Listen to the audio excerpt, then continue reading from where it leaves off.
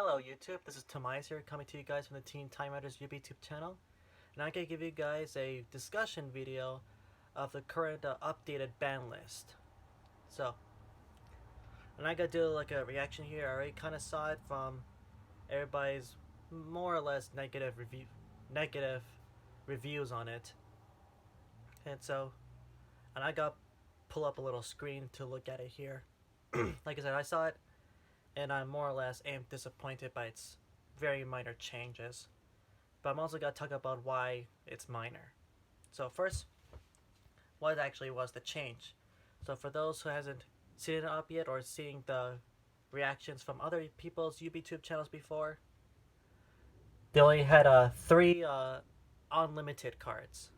The first I saw was being the Hawk, Unicorn, and Multi-Faker. So, what do I generally think about him? First, I want to say that I am not surprised that Hawk is at 3, regarding that they just showed some new Ritual Beast support, and we're going to get a structure deck pretty soon. I think it's got to be here at some point during the fall or around there. So, we got to get the structure deck, and so that's what to sell it better. I think, yeah, putting it to 3 will be a good point to make people buy the structure deck. Just how a couple years ago when I said that when Counter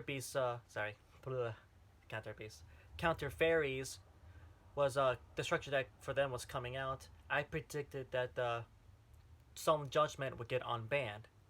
And just after it was released, or I think just before it was released, they did had an update and Solemn Judgment was unbanned. So, to sell the Ritual Beast structure deck, they put Hawk to 3.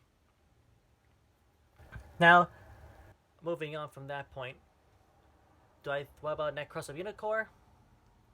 Didn't really see it coming, but I thought it would be coming to 3 at some point. So, I would say just hooray for Necros players like Mermail.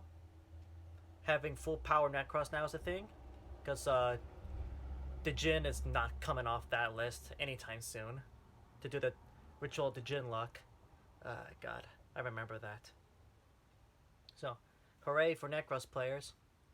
And then we have, like I said, the Altergeist Multi-Faker is also back to 3. I think that actually was a poor move.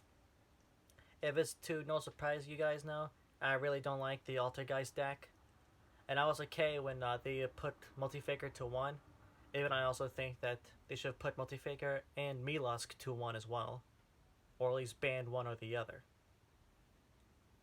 But nothing can be said other than Ritual Beast is back to full power. And they also put 2 very annoying decks to full power. Now, what I want to discuss is like why were these the only changes in the ban list? So, obviously, due to our current pandemic of sorts, the Konami couldn't have the right analytics to do a real ban list because there was no tournaments, no events, or they had that one virtual one. I don't know what they call it, but they had that. But let's be honest here. There's so much more analytic data that's out there that Konami just doesn't want to recognize. We have seen online events happen. We know what's the current meta at Emancipator and Eldritch. They could have definitely done something to help or minimize one or the other's impact for the once the meta actually starts running up again, if and when we'll get more events. So, that's more or less the reason why. Me personally, I think they should actually start looking into them and actually start performing analytic data through those events instead of just their own. Because in the event that this pandemic takes longer, and we're just gonna get minimal updates, it's just gonna annoy the fan base a lot. Because that means there's still gonna be these other decks that's out there full power being untouched. And the last thing we really need is to see the repeated process of decks taking forever to get hit, like Sky Strikers, Zoos, and Thunder Dragons. Not that they're a problem now, well, sort of, but that's really it for me. Overall, like I said, I'm disappointed in this list, but take that with a grain of salt. If you think that this list was mind-blowing because Ultimate Konoha is at 3, that's your thing. This just feels like a joke, but that's just what I think. So, that's all what Timaeus thinks. If you guys think this was a good list, feel free to think it's a good list. I'm not gonna tell you it's not. I'm always open-minded to hearing out more things. Until then, you guys, if you haven't seen already, Mermail posted a Netcross video, so be sure to go check him out. This is Timaeus signing out, and I'll see you guys later.